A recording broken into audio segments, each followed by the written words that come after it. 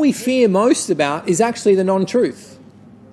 That I'm a fraud, that I'm no good, that I don't make a big enough difference. They're the things that we're fearing. Oh, I don't want to look at that. Do you get? Am I communicating this really clear? It's a non-truth, so there's nothing to be afraid of. You have no intrinsic flaw. There isn't any. You're intrinsically perfect. So this fear of, oh, I don't want to look at that, is completely erroneous. Back to you, sir. Okay.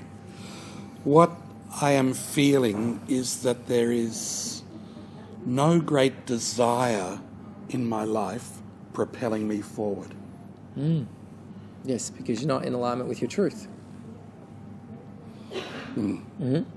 So I'm feeling stagnant. Yep. And not achieving many of the things I would like to be doing in my life. Yep. Because I don't have this drive. Can I stop you there for a sec? Yeah. As he's talking, I'm getting volumes of information coming in. So one of the things that I was being shown was when he was little, all his friends used to compete at different things. And they'd be competing. It's like almost like they were showing me racing cars or doing things or playing cards. They're all competing. And Mike's like, I don't know how to play this game. I don't want to know how to compete.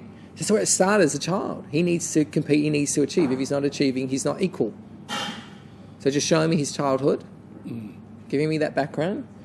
Keep going. I don't know. But that's pretty correct. I never really enjoy watching sports or anything like that. I just don't feel any connection to that, unless it's a sport of individual excellence, like gymnastics or wherever there's without comparison. Yeah. Yes, big issue with comparison, because comparison to you is painful. Because when you compared yourself to others, you were without. Mm-hmm. Yeah. Yep. I was without in many levels. Yeah.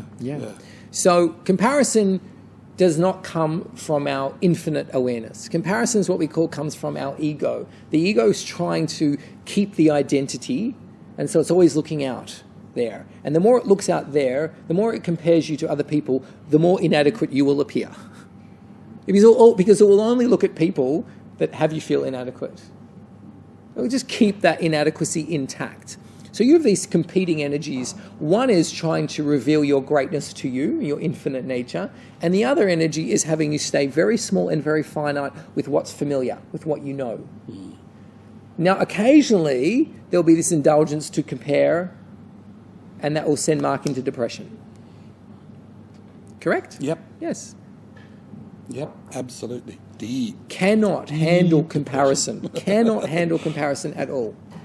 Which is good in one sense because it's actually not healthy for us. And it's irrelevant. To compare ourselves with other people is just nonsense. We're completely different, on different paths. So yes, so that's a very strong... The depression is to remind you, stay out of comparison. Very unhealthy. Actually, comparison was something very interesting in my relationship in the past. Quite often, my wife would say, you are a great person, but why are you here? And I would say, but look at what we have. We have such a fantastic life. They might be earning a lot more, but they are not as happy. They are not as happy. Comparison, yeah. So you attracted a woman in who relishes comparison. Yes. Yeah. Because you needed to heal that. You wanted to heal that need for comparison. That relationship was there to serve you to realize, I don't need to compete. I don't need to compare. Yes. I'm beautiful and whole. But it felt like just at the end, she threw a few jabs, a few daggers in there, and that kind of derailed that. Yeah. That beautiful blessing that experience was meant to be. Yes. Yeah, she's nasty. I'm not going to say that. No, I'll say it. Sorry. It's in the energy. It's in the information. I don't have an opinion on her. It's not a judgment. She was nasty. It's not a judgment. Factually, her energy was jabbed to show me like a fire stoker right into your gut. There you go, mate. I hope you feel like a loser. You failed me. Yes, that did. Call it what it is. Scorpion sting. Yeah. That was nasty. Yeah. Okay. All right. Thank you. Was that helpful? So how do I get the Yes. fire back in my belly? Yes, that's what I mean. To be able That's to where we're achieve my going. greatness. Okay, there's a few layers to it. The first one, which you're resistant to hear, but you need to hear it, is that you will make a great mentor. That you have this ability innate within you, and you will make a profound difference to other people. Something Mark, I know, has been toing and froing with, but the higher consciousness is coming in and going, I will not move you forward until you recognize that you will be great at this. The only thing stopping you from moving forward at this is this, I failed at everything, I'm going to fail at this. That is a non-truth. And non-truths do not get validated by a higher consciousness.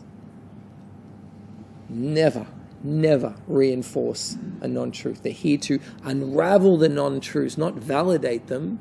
There's plenty of dark forces and dark energies and ego energies to validate them. It's not coming from within. Ego validates it all the time. That's the first thing. Until you come from, it's one thing to go, I'm going to be great at this, but I don't want to do it. But to go, I don't want to do it because I'm not going to be great at it, it's a complete non-truth. And it's just not going to stand. Yeah? Okay. That's the first thing. There you go. Good. Thank you. You're welcome. Thank you very much. You're welcome. So that's a great example of why we often stagnate, is because what's stopping us moving forward, like with Riz, is a non-truth. And until that's healed, until that's resolved, the next level can't come in. That soulful relationship can't come in. That increased finances, wealth can't come in. Because that intelligence isn't going to validate your insecurities.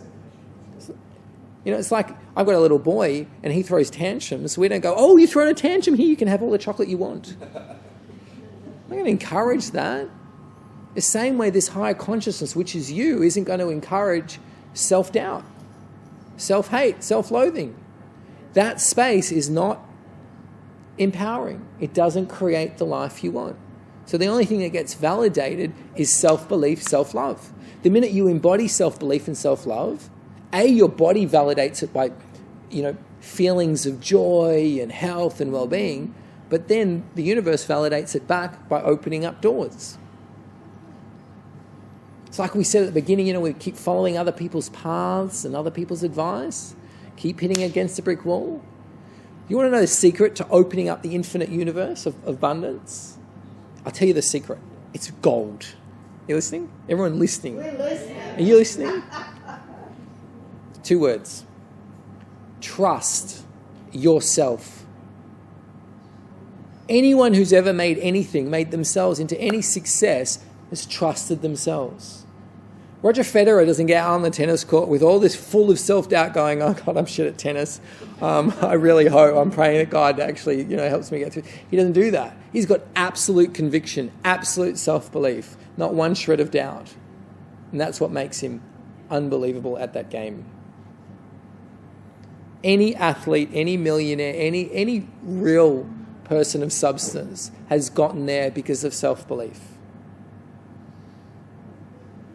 So that's why we see some people are really amazing in one area of life, but not necessarily amazing at all areas of life, because the self-belief is only to do with sports or leadership or politics or money, but not relationships, not parenting, and . So those areas are lacking because the self-belief is non-existent. So you can have abundance and greatness in all areas of life when you access truth, when you access universal intelligence. Because self-belief, it's not a matter of what you were born with, it's already in there. We just got to peel off the layers.